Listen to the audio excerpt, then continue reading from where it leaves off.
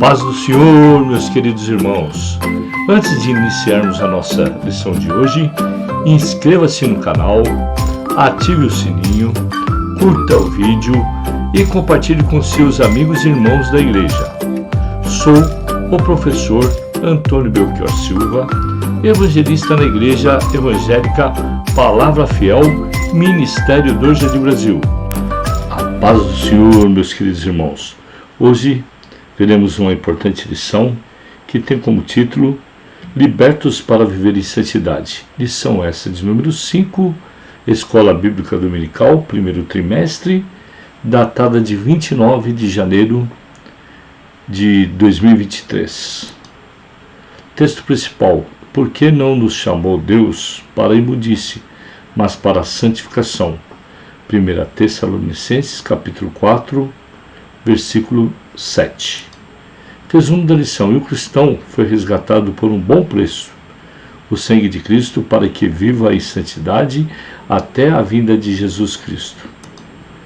Os objetivos em cada tópico: o primeiro é de apresentar o texto da primeira carta de Pedro, conscientizar de que a santidade recebida na justificação precisa ser mantida, compreender que o cristão foi resgatado pelo precioso sangue de Cristo para viver em santidade. Vamos para o nosso texto bíblico de 1 Pedro, capítulo 1, e os versículos que vão de 13 a 21. Portanto, cingindo os lombos do vosso entendimento, sede sóbrios e esperai inteiramente na graça que se vos ofereceu na revelação de Jesus Cristo. Como filhos obedientes, não vos conformando com as concupiscências que antes havia em vossa ignorância, mas, como é santo aquele que vos chamou, sede vós também santos em todas a vossa maneira de viver.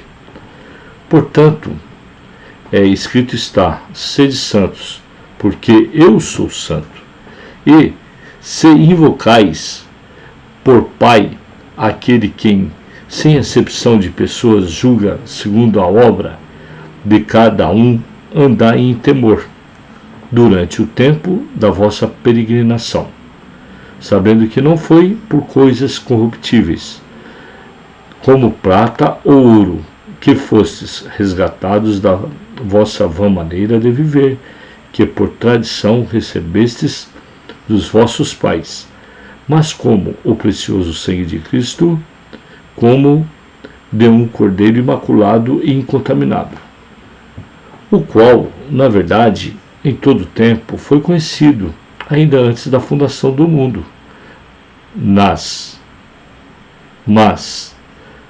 manifestando nestes últimos tempos por amor de vós, e por ele credes em Deus, que o ressuscitou dos mortos e lhe deu glória, para que a vossa fé e esperança estivessem em Deus. Uma pequena introdução da nossa lição diz que, para refletir sobre a temática desta lição, faremos uma breve análise da primeira carta de Pedro, cujos destinatários são convidados a ser santos, assim como Deus é santo. A manutenção da santidade recebida na justificação e regeneração é exigida, pois para isso o cristão foi salvo. O preço do resgate para a sua liberdade somente será eficaz quando viverem em santidade. Nesta lição, temos o primeiro tópico, que está o contexto da primeira carta de Pedro. No subtópico 1, os destinatários da primeira carta. Eram pessoas, na sua maioria, estrangeiras e sem permissão para participar da vida pública, possuir terras e receber herança. Grande parte era composta de judeus da diásporas espalhados pelo mundo, escolhidos como povo exclusivo segundo a presciência de Deus Pai. O segundo tópico vai falar das várias perseguições. Eles enfrentavam 3 tipos de perseguições: pelos romanos, pelos judeus e pela própria.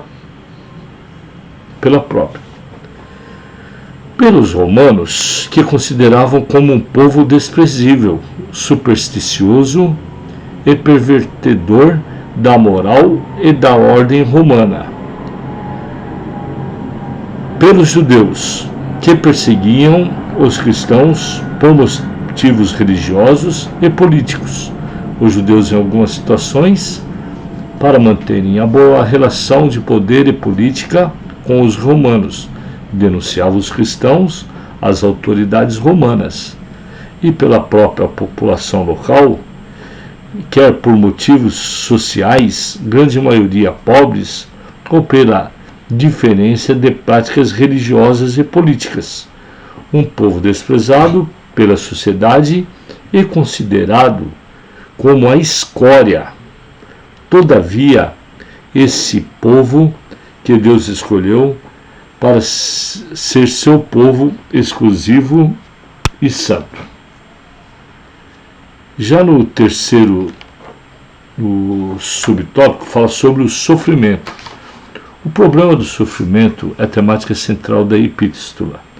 A carta tem o propósito de encorajar os destinatários a manterem sua fé mesmo diante das adversidades e perseguições, viver a situação deles e seguir as orientações bíblicas não é tão simples assim, exige muita disciplina e fé. No nosso segundo tópico, que vai falar sobre a santificação, recebida na justificação, deve ser mantida. No primeiro subtópico, uma santidade que traz esperança. O texto que estamos estudando faz parte de uma seção maior que fala sobre o novo status do cristão e suas consequências. Esta seção é constituída por uma sequência de indicativos e imperativos, sendo que os primeiros servem como fundamentação para os imperativos. Após a indicação das bênçãos da salvação e o louvor prestado a Deus, pela sua bondade e misericórdia em conceder sua graça, vemos os imperativos que alertam para o desenvolvimento de uma santidade contínua e progressiva, que liberta o cristão da antiga vida de escravidão do pecado. A justificação e regeneração, que são acompanhadas da santificação inicial, devem levar os cristãos salvos a uma conduta santa, que liberta da vã maneira de viver e conduz à redenção definitiva, a santificação final. O subtópico 2, veremos que Deus é santo. O intelecto limitado do ser humano não consegue entender a santidade de Deus na sua plenitude, pois esse entendimento transcende tudo o que lhe é possível conhecer e compreender. Desta forma, a compreensão possível ao ser humano foi sendo revelada ao longo da história, por um meio de palavra de Deus, registrada na Bíblia Sagrada, sendo a maior revelação, por meio do seu próprio Filho encarnado. Assim, a maior forma de entender a santidade de Deus é observando a vida de Jesus. A santidade, ela faz parte da essência de Deus, de forma que o distingue totalmente da criação, no sentido de perfeição. Todavia, essa distinção, devido à sua transcendência, não torna inacessível, pois ele também é imanente, ou seja, mesmo sendo santo na plenitude do termo, se comunica com as criaturas por amor e por misericórdia. Por isso, convida-as para também serem separadas, buscarem a pureza de uma vida santa, fazendo a diferença na sociedade. Já no nosso subtópico 3, Deus é o único juiz justo e imparcial. A santidade de Deus está diretamente relacionada com a sua própria justiça, em que ele é o único juiz que julga de forma plenamente justa e julgará todos os seres humanos. No terceiro tópico, falaremos sobre a santidade que liberta. E o primeiro subtópico diz que o preço do resgate pela liberdade em Cristo. O fundamento para a liberdade é um resgate. Esse processo de resgate, alguém que não tinha liberdade, era muito comum na época da escrita dos livros bíblicos. A escravidão e a servidão eram práticas comuns, havendo várias formas para uma pessoa se tornar escravos. E aqui o escravo ficava submetido ao controle de outra pessoa e não tinha uma liberdade para fazer uso de sua vontade ou tomar uma decisão. Quem decidia por ele era seu dono. Isso ocorria porque o escravo não possuía recursos adequados para comprar sua liberdade, o que seria possível somente mediante a intervenção de um terceiro por meio do pagamento do resgate. Assim, no Novo Testamento, esse fato é comparado com a posição do ser humano sem Deus. A grande novidade do Evangelho é a apresentação de Cristo como o único que teria condições de pagar pelo resgate de toda a humanidade, não com coisas corruptíveis, mas com seu sangue vertido na cruz. Os destinatários da carta não tinham recursos e ninguém para defendê-los nos tribunais romanos, mas no tribunal de Deus eles tinham um sublime advogado. Glória a Deus. No subtópico 2, ele vai falar que o cristão é resgatado para ser livre. Jesus, o Cordeiro de Deus, que tira o pecado do mundo, surge na plenitude dos tempos, no momento exato planejado por Deus. O cristão é redimido por meio do sacrifício de Cristo para uma vida de santidade que liberta da escravidão do pecado. Já veremos aqui no terceiro subtópico, a libertação plena se dará somente com a glorificação. A vida em santidade, além da gratidão, é movida pela fé e pela esperança. O autor aponta para a ressurreição de Cristo e sua glorificação. O pleno descanso eterno com Deus após uma vida de santidade. A graça tem muito a oferecer. O tempo da graça é eterno. Portanto, infinitamente maior do que da escravidão do pecado e da morte espiritual. A participação da morte, justificação, e na ressurreição de Cristo, glorificação, faz-nos passar da morte para a vida.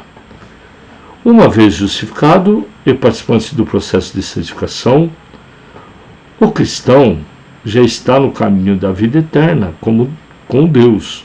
Por isso a insistência do autor em exortar aquele povo sofrido, a fim de manter a santidade adquirida na sua justificação e regeneração, com liberdade em Cristo, reconhecendo o valor do resgate de suas almas. E uma pequena conclusão aqui, meus queridos irmãos. Nós aprenderemos que Pedro, em sua primeira carta, escreveu para as pessoas que, na sua maioria, eram estrangeiras, por isso elas não dispunham de poder para participar da vida pública, possuir terras e receber heranças. Todavia, sentiam alegria por participarem do sacrifício de Cristo, que pagou o resgate delas com algo mais valioso que toda a riqueza da terra. Elas foram libertas para viver em santidade, apesar do sofrimento que enfrentavam em seus dias. Hora da revisão. Faremos aqui 5 perguntinhas, né? E fala aqui, quem eram os destinatários da carta de Pedro? 2. Segundo a lição, quais as perspectivas enfrentadas pelos crentes que Pedro descreveu? De acordo com a lição, qual o tema central da primeira carta de Pedro? 4. Como deve ser a nossa santificação? Aí a 5ª. Quem é o único juiz imparcial? Veremos aqui alguns textos, os pontos importantes da nossa lição, né? Jesus não prometeu que os seus discípulos teriam uma vida fácil, mas ele prometeu que estaria conosco todos os dias. Deus é o único que pode julgar as pessoas, pois somente Ele conhece verdadeiramente as intenções do coração. Aqueles que foram justificados pela fé em Jesus Cristo estão livres da condenação do pecado. Que lição maravilhosa foi essa, meus queridos irmãos. Fique com Deus e conte sempre com as minhas orações. Até mais, até a próxima aula.